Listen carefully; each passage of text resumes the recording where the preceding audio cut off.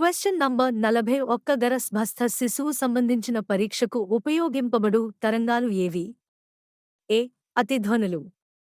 B. అతినీలలోహిత కిరణాలు. C. పరశ్రావ్యాలు. డి. ఎక్స్ కిరణాలు.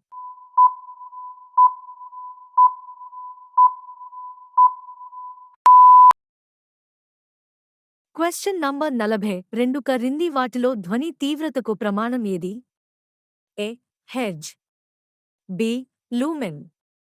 సి. డెసిబెల్. డి. న్యూటన్.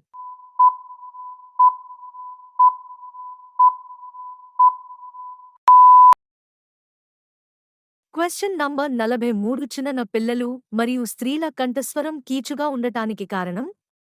ఏ. పౌనఃపున్యం ఎక్కువగా ఉండడం. బి. పౌనఃపున్యం తక్కువగా ఉండడం. సి. పౌనఃపున్యం శూన్యం. డి. తీవ్రత ఎక్కువగా ఉండడం.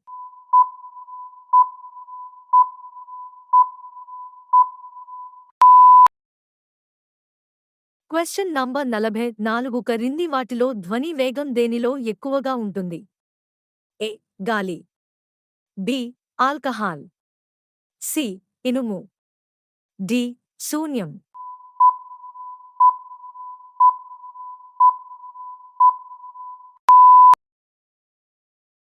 క్వెషన్ నంబర్ 45 వాయువు ఉష్ణోగ్రత పెరిగితే ధ్వని వేగం ఏమవుతుంది?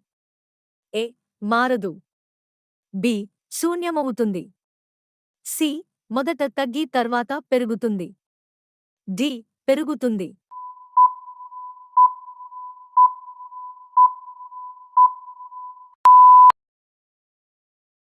క్వెషన్ నంబర్ 46 గాలిలో తేమ శాతం పెరిగితే ధ్వనివేగం ఏమవుతుంది? ఏ. పెరుగుతుంది. బి. తగ్గుతుంది. సి. మారదు. డి. ప్రభావం ఉండదు.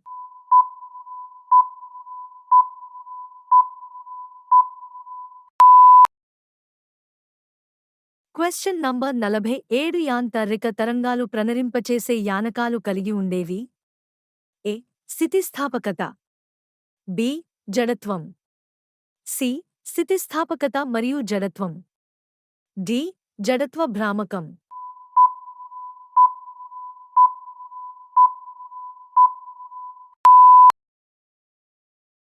క్వెషన్ నంబర్ 48 భవన ధ్వని శాస్త్రానికి పునాది వేసిన శాస్త్రవేత్త? A. W. C. Sabine. B. Neumann.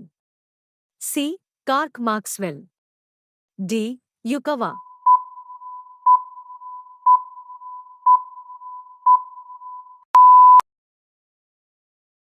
Question number 49 ఒక వస్తువు సహజ పౌనఃపున్యం దేనిపై ఆధారపడి ఉంటుంది? ఏ. స్థితిస్థాపకత. బి. ఆకార పరిమాణాలు. సి. కంపనరీతి. డి. పైవన్నీ.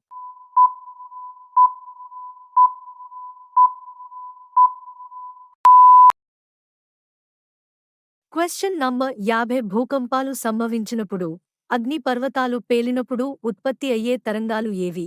అ. శ్రావ్య ధ్వనులు. బి. పరశ్రావ్య ధ్వనులు. సి. అతిధ్వనులు. డి. పైవన్నీ.